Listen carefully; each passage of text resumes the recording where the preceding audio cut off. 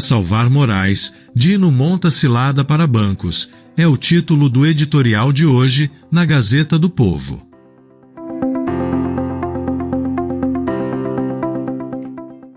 A vontade do ministro do STF, Flávio Dino, de proteger seu colega Alexandre de Moraes das sanções norte-americanas, acaba de impor aos bancos brasileiros um dilema de dezenas de bilhões de reais.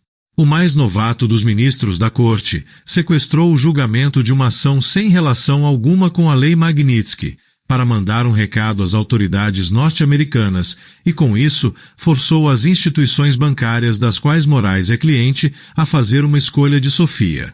Dino analisava uma ADPF sobre a possibilidade de municípios brasileiros pleitearem indenizações na Justiça Britânica devido ao desastre ambiental de Mariana, Minas Gerais, em 2015. A Samarco, dona da barragem que se rompeu, é controlada pela brasileira Vale e pela anglo-australiana BHP Billiton. Mais distante do imbróglio, envolvendo o governo norte-americano e Alexandre de Moraes, impossível.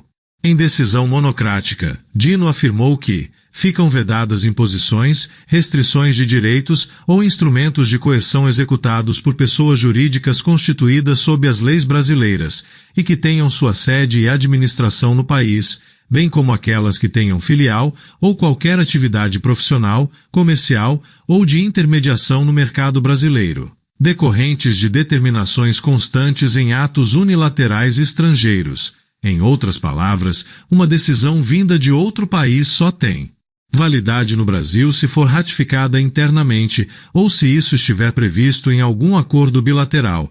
Inclusive, isso é algo que Dino poderia ensinar a Moraes, que já tentou impor sua vontade a empresas fora do território nacional.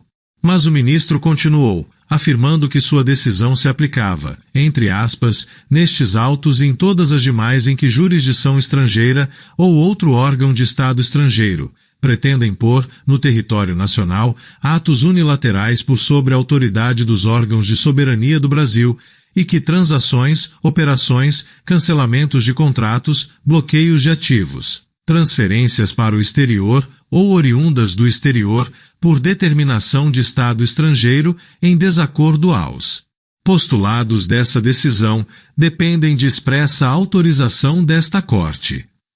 Dino não citou a Lei Magnitsky, mas nem era necessário.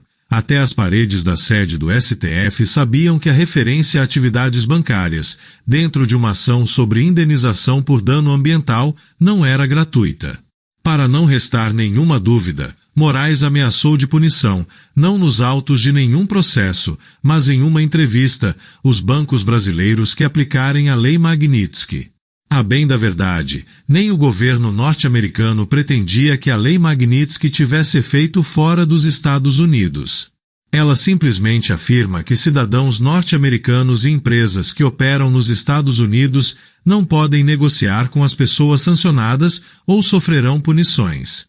Nenhum banco brasileiro é obrigado a cancelar as contas ou investimentos que Moraes porventura tenha neles. Mas, se os mantiver, as operações desse banco nos Estados Unidos passam a correr risco.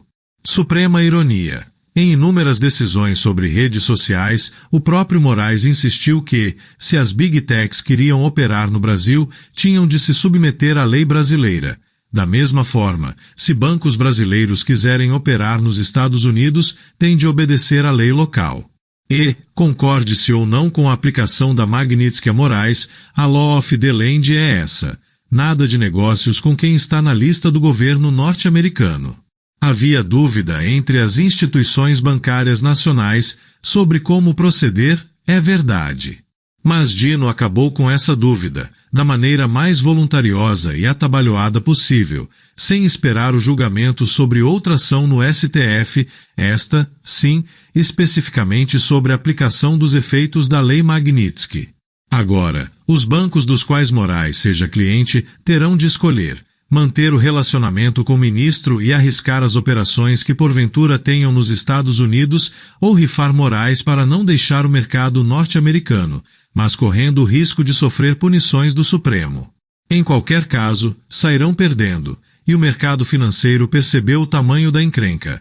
Na terça-feira, os bancos com ações negociadas na B3 perderam 42 bilhões de reais em valor de mercado, com o Banco do Brasil, responsável por pagar os ministros do STF, tendo a maior queda. Até o momento, nenhum banco teve recuperação significativa nos pregões de quarta e quinta-feira. Diante das recentes decisões norte-americanas, do tarifaço de Donald Trump e as sanções a ministros do Supremo, a resposta das autoridades brasileiras tem sido sempre a de dobrar a aposta. Lula não negocia as tarifas, preferindo bravatear contra Trump e sacrificar os exportadores brasileiros. O STF tenta, de todas as formas, blindar o mais liberticida de seus membros e, com isso, sacrifica o setor bancário enquanto Dino ironiza as perdas. E, se a atuação político-ideológica ainda está dentro do escopo do Poder Executivo, isso nem sequer pode ser dito do Poder Judiciário. Certo é que ambos estão criando um caos político e econômico, cujas consequências são imprevisíveis e cuja solução parece cada vez mais distante.